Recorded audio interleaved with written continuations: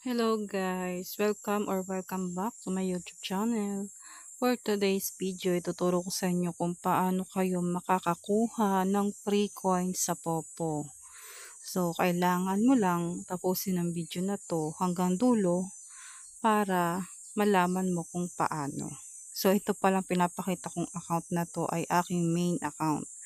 So, may mga Popo dyan na gusto akong i-follow or mag-CS or mag-tasking sa PL ko, ay pwedeng-pwede nyo akong i-follow.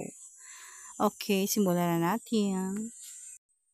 So, dito gagamit ako ng second account kasi yung main account ko babae. So, ang second account ko ay lalaki. So, kailangan po lalaki yung inyong account para po magkaroon po kayo ng free coins sa Popo. Dahil ang tasking po niya ay 700 per day. So, kailangan mo lang mag-tasking araw-araw at mag-ipon ng coins para kapag naipon mo siya, pwede mo siyang ihagis sa iyong main account. Hindi mo na kailangan humanap ng ka-trade, no? So, ayan nga pala yung tasking pagka lalaki yung account mo sa Popo. Kapag umupo ka sa PL ng 15 minutes, makakakuha ka ng 200 coins. Pagka umupo ka sa PL ng 30 minutes, another 200 coins. Pag umupo ka sa PL ng isang oras, another 300 coins.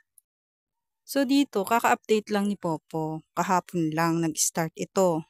Kaya kung hindi mo pa alam, gawin mo na mag-tasking or gumawa ng lalaking account para makakuha ka ng free coins. Tapos, yung pag-upo mo sa PL, ay pwede siyang nakamute. Gagana pa din yung oras mo kahit nakamute ka sa PL. So, kailangan mo lang i-receive pagkatapos ng tasking para mapunta sa'yo yung coins. So, dito, papakita ko yung details ng aking Popo. So, kung makikita nyo, na-receive ko na yung 300, 200 at 200.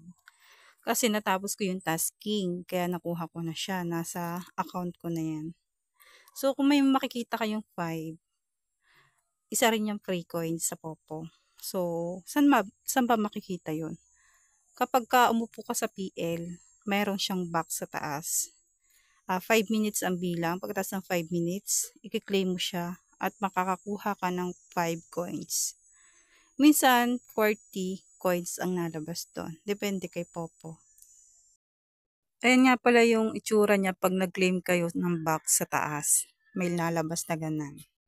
Tapos ito naman pag 40 yung nakuha nyo. So, depende kay Popo kung 5 or 40. Kung 5 or 40 yung makukuha nyo. So, swerte kapag 40, no? Meron pang isang way para magka-coins. Kung makikita nyo yung get your coins na nalabas sa PL sa baba, sa may comment section, ay pwede nyo siyang pindutin at pag pinindot nyo yung get your coins, after 60 seconds, puputok na yung fireworks at magkakaroon kayo ng coins. So, madaming nalabas na ganyan sa PL. So, party room yung sinasabi ko, yung PL party room. So, ganun lang guys, tiyaga-tiyaga lang. Kasi minsan may makukuha kang coins sa fireworks, minsan wala. So, ganun lang kadali magkaroon ng free coins dito sa Popo. So, sana na natulungan ko kayo para makapag-ipon ng coins para mas mapabilis yung sahod natin sa Popo.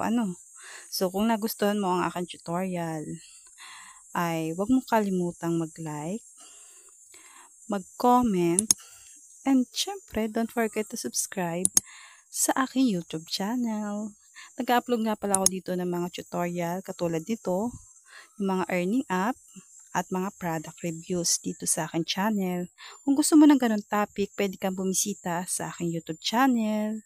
At yun lang. Thank you for watching. Bye!